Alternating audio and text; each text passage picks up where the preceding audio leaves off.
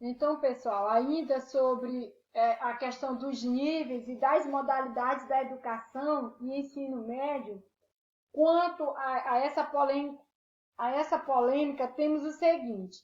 Então, só repetindo novamente, dos níveis e das modalidades de educação e ensino médio, quanto à polêmica em torno da relação do ensino médio geral com a educação profissional técnica de nível médio, a Lei número 11.741 de 2008 resolveu a questão pelo acréscimo de 3 novos artigos, né? 36A, 36B, 36C e ainda 36D. De fato, são 4 novos artigos de lei. Todos esses artigos, eles vão tratar no sentido de estar tirando essa polêmica que existe entre o ensino médio, que se volta para essa questão profissionalizante, ou seja, o ensino médio geral com educação profissional técnica de nível médio. Então, posteriormente, vocês podem estar acrescentando os estudos de vocês, pesquisando e lendo a respeito desses 4 novos artigos de lei que vai tratar da questão do ensino médio de modo geral, integrado, né, à educação profissional técnica de nível médio.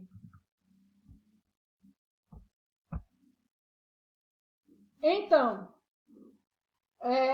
dos níveis e das modalidades da educação e ensino, educação de jovens e adultos, educação especial.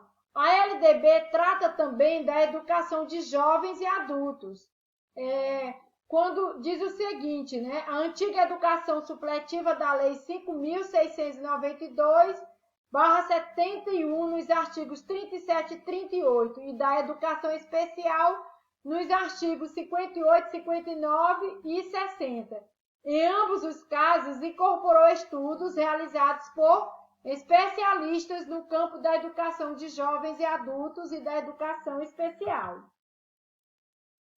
Então, desse nível, com relação a esse nível ainda, né, dos níveis e das modalidades de educação e ensino, voltado para a educação de jovens e adultos, educação especial, a educação de jovens e adultos destina-se aos que não tiveram acesso na idade própria, acesso ao ensino fundamental e médio ou continuidade de estudos nesses níveis de ensino. A LDB prevê cursos e exames supletivos a ser realizados no nível de conclusão do ensino fundamental para maiores de 15 anos e no nível de conclusão de ensino médio para maiores de 18 anos. Dos níveis ainda que trata da modalidade de educação e ensino, que se volta para a educação de jovens e adultos e educação especial. Texto enfatiza que a educação especial é uma modalidade da educação escolar e preferencialmente deverá ser oferecida na rede regular de ensino para os portadores de necessidades especiais.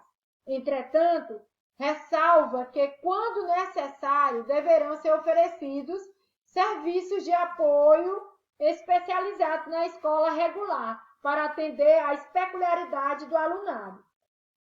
O parágrafo 3º do artigo 58 assinala ser dever constitucional do Estado a oferta de atendimento para os portadores de necessidades especiais que iniciam na educação infantil. Então, como podemos perceber, e nós já sabemos, a educação especial, ela deve, né, os alunos com necessidades especiais, eles devem ser atendidos preferencialmente na rede regular de ensino. Por isso coloca, né, que deverá ser oferecida na rede regular de ensino para os portadores de necessidades especiais. E também, quando se fizer necessário, né, deverão ser oferecidos serviços especializados na escola regular para atender às peculiaridades daqueles alunos que tenham necessidades especiais, visando aí a integração desse aluno ao ensino de qualidade.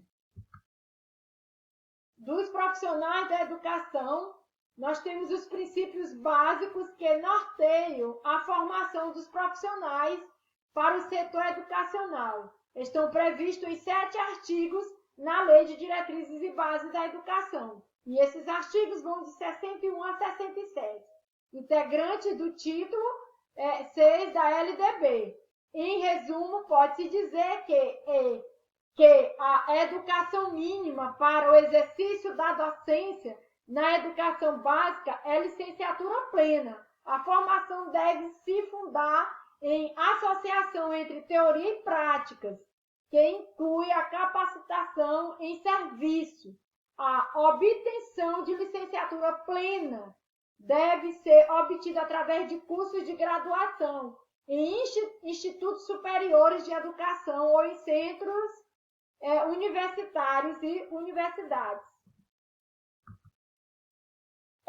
Dos profissionais da educação, artigo 64, a formação de professores de educação para administração, planejamento, inspeção, supervisão e orientação educacional para a educação básica será feita em cursos de graduação em pedagogia, que é o nosso caso, pois estamos aqui, cursando a licenciatura em pedagogia, ou em nível de pós-graduação, a critério da instituição de ensino, garantida nesta formação a base comum nacional.